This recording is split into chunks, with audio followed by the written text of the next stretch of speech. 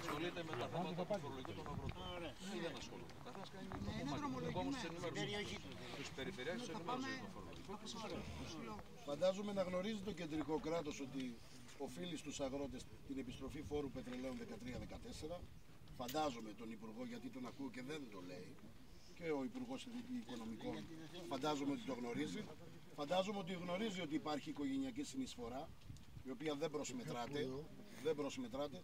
Φαντάζομαι ο Υπουργός ότι γνωρίζει υπάρχουν απλήρωτοι κτηνοτρόφοι με εξισωτική αποζημίωση, που δις λόγος γίνεται γι' αυτό, και φαντάζομαι ο Υπουργός θα γνωρίζει ότι υπάρχουν και απλήρωτοι αγρότες από επενδυτικά σχέδια, είτε από αναπτυξιακούς νόμους, είτε μέσα από τα προγράμματα του ΕΣΠΑ. Όλα αυτά, γι' αυτό είπα, θέλει εθνικό διάλογο. Πριν η κυβέρνηση ξεκινήσει το οτιδήποτε, ή όποια κυβέρνηση, θα πρέπει να κάνει στοιχειοδός ένα διάλογο με τους εμπλεκομένους. Εδώ φοβάμαι με τους αγρότες ότι δεν έγινε, και είναι η πρώτη φορά που χαίρομαι. Υπάρχει πανελλαδική κινητοποίηση αφενός μεν, και αφετέρου υπάρχουν όλες οι κοινωνικές ομάδες που στηρίζουν τους αγρότες. Είναι για πρώτη φορά. Τα κανάλια, οι επαγγελματίες, οι βιοτέχνες, οι ταξιτζίδες, οι απλοί άνθρωποι.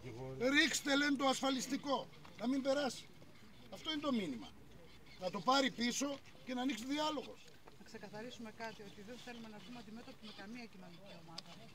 Με κανέναν Έλληνα πολίτη. Είναι για πρώτη φορά, λέω, οι κοινωνικές ομάδες που λένε στους αγρότες, ναι, έχετε δίκιο και είμαστε μαζί σας. Ακούγεται πάρα πολλές φορές ότι οι αγρότες μέχρι τώρα είναι στο απειρόβλητο, για ποιο λόγο να μην φορολογηθούν. Δεν έχουμε καμία αντίρρηση. Γιατί δεν φορολογούνται? Δεν έχουμε καμία αντίρρηση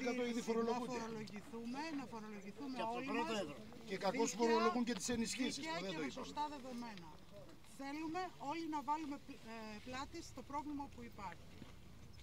Θέλουμε να γίνει αυτό που πρέπει, το σωστό. Δεν νομίζουν ότι αυτά είναι όλα δικά μας. Πρέπει καταρχήν εμείς οι ίδιοι να περιφρουρήσουμε τον χώρο. Ποιοι είμαστε αγρότες. Διότι δεν μπορεί εγώ να είμαι ο αγρότης και να είμαι στο χωράφι και άλλος μπορεί να είναι αγρότης από εδώ. Έτσι ακριβώς. Όπως τα λέτε. Τα λέω απλά και λαϊκά. Μπορεί το κράτος να διαχωρίσει. Αυτό είναι πολύ εύκολο να το πει. Μπορεί το κράτος να διαχωρίσει. Πολύ εύκολο. Και όταν λοιπόν αυτό το απαντήσεις, μέσα από ομάδες παραγωγών κτλ. Θα ξέρεις και ποιοι είναι οι αγρότες σου και πώς μπορείς να τους φορολογήσεις και πώς μπορείς να τους ενισχύσεις και πώς μπορείς να κάνεις.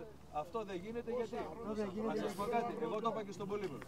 Τι γίνεται τώρα, μια ζωή τρέχουμε στις κινητοποίησεις. Εγώ από μωρό παιδί, ξέρετε, σαν δημοσιογράφος ήμουν δίπλα σας. Λοιπόν, τρέχαμε στις κινητοποίησεις, ό,τι γινόταν το κεφαλαιοποιήσω κάπως. Δεν μπορεί να γίνει αυτό το πράγμα, θα και πάλι το ίδιο να γίνει.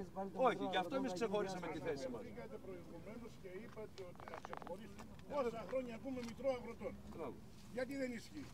Γιατί δεν συμφέρει σε κάποιους μεγάλους που δεν κάνουν αγροτιά, αλλά επειδή τυχαίνει να έχουν δικαιώματα όπως ισχύουν μέχρι και σήμερα, και επειδή τα απονομούσαν αυτοί οι γιατροί, δικηγόροι και δεν συμμαζεύεται, δεν ίσχυε των μικρών αγροτών. Να καλωσορίσουμε και τον δήμαρχό μας στην κινητοποίησή μας. Αυτούς τους ανθρώπους πλέον, όπως και τον Περιφερειάρχη, δεν τους βλέπουμε τους ανθρώπους, τους πολιτικούς.